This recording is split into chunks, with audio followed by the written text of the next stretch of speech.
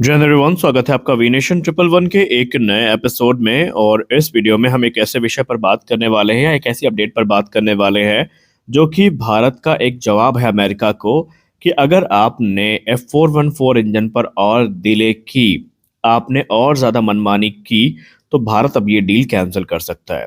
लेकिन इसमें बहुत कुछ है, यहाँ पर बहुत सारे सवाल हैं कि क्या भारत अब खुद का जेट इंजन बनाएगा, क्या एचएएल और अमेरिका जनरल इलेक्ट्रिक कंपनी की डील फाइनलाइज होने वाली है, और क्यों सरकार ने 80% ट्रांसफर ऑफ टेक्नोलॉजी की शर्त में न सिर्फ इसको काफी ज्यादा महत्व दिया है बल्कि अमेरिका को धमकी भी दी है। और इस वीडियो में हर पूरे मामले को समझने का कोशिश करेंगे और तेजस मार्क टू F414 इंजन और अमेरिका के भविष्य का पूरा गेम प्लान हम समझेंगे। तो चलिए शुरू करते हैं आज का अपना ये वीडियो।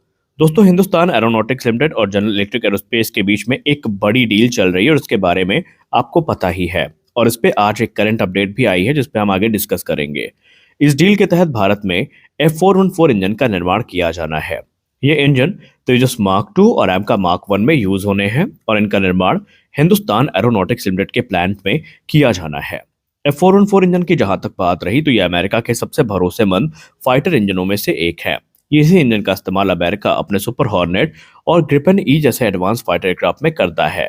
और अब भारत भी यहाँ अपने देश में इन इंजन्स को बनाना चाहता है।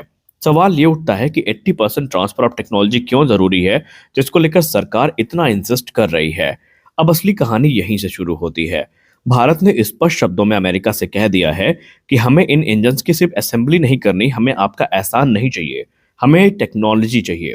मतलब हमें स्क्रू ड्राइवर टेक्नोलॉजी नहीं चाहिए, रियल इंजन टेक्नोलॉजी चाहिए। और इस 80% ट्रांसफर ऑफ टेक्नोलॉजी में design, material, manufacturing process, testing और मेंटेनेंस ये सब शामिल किया गया है। भारत ने स्पष्ट कर दिया कि अगर ये चीजें हमें नहीं मिली तो हम डील नहीं करेंगे, क्योंकि बिना टेक्नोलॉजी हम एक बार फिर से आपके ऊपर ओवर डिपेंडेंसी नहीं रखना चाहते, जो ऑलरेडी हमने F404 के केस में गलती कर रखी है।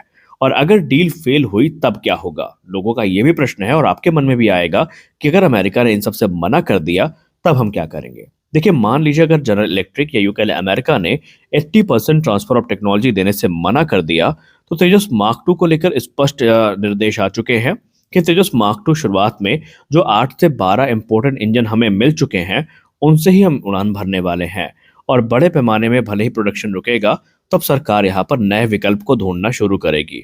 हालांकि ये चीजें उतनी रियलिस्टिक नहीं लगती, इतनी आसान नहीं लगती, लेकिन वर्स्ट केस सिनेरियो में अगर अमेरिका इस डील पे नहीं मानता है तो हमें 8 से 12 इंजन जो अभी तक मिल चुके हैं, शुरुआती तेजस मार्क टू उसी से उड़ान भरेंगे और फिर हम नया विकल्प ढूंढेंगे। मतलब प्रोजेक्ट में देरी हो सकती है, इसीलिए इस डील को काफी महत्वपूर्ण माना जा रहा है।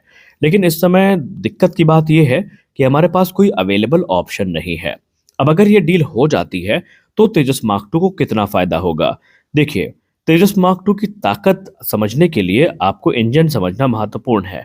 देखिए, F414 इंजन मिलने से हमें ज़्यादा थ्रस्ट मिलेगा एयरक्राफ्ट के लिए, ज़्यादा पेलोड कैरिंग कैपेसिटी मिलेगी, ज़्यादा रेंज मिलेगी और ज़्यादा स्पीड मिलेगी। तेजस मार्क टू मार्क वन ए से तकरीबन 30 से 40% ज़्यादा ताकतवर होगा। मतलब दुश्मन पर हम ज़्यादा अच्छे से अटैक कर पाएंगे, ज़्यादा हथियारों के साथ अटैक कर पाएंगे और उसकी मिशन क्षमता भी ज़्यादा होगी। और ये भारत का एक मजबूत इंडिजिनस फाइटर जेट बनेगा। और एमका का जो फ्यूचर इंजन प्लान है उसमें भी F414 की भूमिका काफी महत्वपूर्ण है, क्योंकि F414 सिर्फ जो है तेजस मार्क टू तक सीमित नहीं है, ये एमका मार्क वन का भी हिस्सा बनने वाला है। हालांकि मार्क टू के लिए भले ही हमने 120 किलोन्यूटन के इंडिजिनस इंजन को प्लान कर लिया हो, लेकिन फिर भी फेज वन में हमें F414 पे ही डिपेंडेंट रहना पड़ेगा। यानी कुल मिलाकर ये डील फिलहाल हमारे लिए बहुत ज्यादा जरूरी है। और आज भारत के डिफेंस सेक्रेटरी ने इस पर बात करते हुए एक करंट स्टेटस पे अपडेट भी दी है। उन्होंने कहा कि फिलहाल हमने जो टेक्निकल निगोशिएशंस हैं वो पूरे कर लिए हैं। यानी हम ये मान के चल रहे हैं कि भारत की 80% ट्रांसफर ऑफ टेक्नोलॉजी की जो बात है वो अमेरिका ने मान ली है। उन्होंने विष्णु सोम सर को जो इंटरव्यू दिया है, उन्होंने स्पष्ट शब्दों में कहा कि अब जो बातचीत है वो कमर्शियल निगोशिएशन पे आ चुकी है। यानी जो प्राइस है इसको डिस्कस किया जा रहा है, प्राइस एस्केलेशन डिस्कस किए जा रहे हैं और आगे चल के एचएएल को उम्मीद है कि मार्च तक इस डील को फाइनलाइज कर लिया जाएगा। लेकिन उन्होंने फिर स्पष्ट कर दिया कि हम अपने शर्तों से किसी प्रकार का कोई कॉम्प्रोमाइज नहीं करने वाले हैं और अमेरिका को हम इंसिस्ट करेंगे कि वो हमारी शर्तों को माने। देखिए F414 इंजन का सीधा जो संबंध होगा वो तेजस मार्क टू की टाइमलाइन से होगा, इसीलिए हम डील को फाइनलाइज करने के लिए इतने ज़्यादा आतुर हैं। हमारी अगली बड़ी अपडेट आ रही है SU-57 फैलन प्रोग्राम को लेकर के। एक तरफ जहां भारत में SU-57 फैलन को लेकर काफ़ी ज़्यादा गंभीरता के साथ बातचीत चल रही है, हर डिफेंस जो गलियारे में हमारे एक्सपर्ट हैं, वो इसको लेकर चर्चा कर रहे हैं कि इसके बेनिफिट क्या होंगे, इसके ड्रॉबैक क्या होंगे, किस प्रकार से ये भारतीय वायुसेना को बेनिफिट पहुंचा सकता है और क्या-क्या कमियां हैं, उसको हम डिस्कस कर रहे हैं।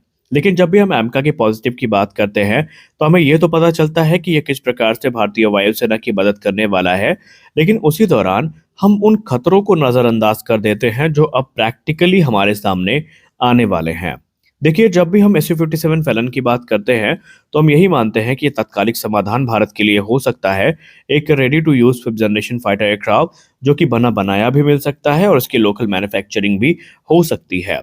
लेकिन जब हम इसके नेगेटिव की बात करते हैं, तो पहला नेगेटिव होता है कि इस समय रूस की जो सप्लाई चेन है वो पूरी तरीके से प्रभावित है और बड़े नंबर्स पे वो खुद इन एयरक्राफ्ट को नहीं बना पा रहे हैं। हम कॉस्ट को लेकर बात करते हैं और हम इनकी लोकल मैन्युफैक्चरिंग से जुड़े चैलेंजेस की बात करते हैं। लेकिन उसी में एक पॉइंट ऐसा है जिसको हम डिस्कस करना भूल जाते हैं और वो है अमेरिकी सैंक्शन का प्रेशर। हाल ही में अगर हम यूरेशियन टाइम की रिपोर्ट्स की बात माने, तो अल्जीरिया जो कि SU-57 फैलन का पहला कस्टमर है, उसको अमेरिका ने ऑलरेडी ब्लैकमेल करना शुरू कर दिया है। और अब रिपोर्ट्स में ये भी दावा किया गया कि अमेरिका रूस के साथ भारत की जो बातचीत चल रही है उसको क्लोजली मॉनिटर कर रहा है और इस समय हर एक पहलू पर अमेरिका की नज़र बनी हुई है।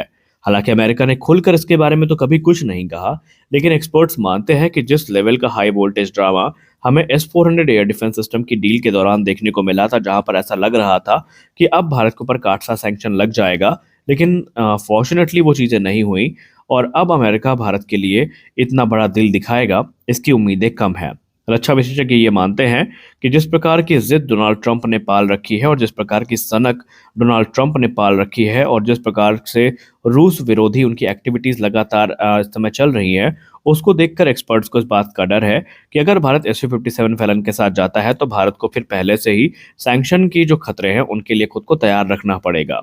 सिर्फ सैंक्शन ही नहीं बल्कि पेमेंट भी भारत के लिए एक बड़ा चैलेंज होने वाला है। अब यहाँ पर फिलहाल तो भारतीय वायुसेना या भारत सरकार ने SU-57 डील को कंफर्म नहीं किया है, लेकिन जैसे रुझान सामने आ रहे हैं, अगर आने वाले भविष्य में ये अनाउंस कर दी जाती है, तब भी हमें कोई आश्चर्य नहीं होगा। तो सवाल यही उठता है कि क्या अमेरिका भारत के ऊपर सैंक्शन लगाने की तैयारी में है? आप इसको लेकर क्या सोचते हैं? क्या आपको लगता है कि अगर भारत ने एक बार फिर से रूस के साथ कोई बड़ी डील फाइनलाइज करने का प्रयास किया, तो हमें इस बार सैंक्शन का सामना करना पड़ सकता है? आप इसको लेकर क्या सोचते हैं? हमें अवश्य बताएं। या हाल ही में जो ट्रेड डील हुई है उसके बाद भारत को इसमें रियायत मिलेगी? आज के इस वीडियो में बस इतना ही। आशा करते हैं वीडियो आपको अच्छी लगी होगी। वीडियो अच्छी लगी वीडियो को लाइक करिए, नए हैं चैनल को सब्सक्राइब करिए। मिलते हैं अगले वीडियो में कुछ और अपडेट्स के साथ, तब तक के लिए जय हिंद।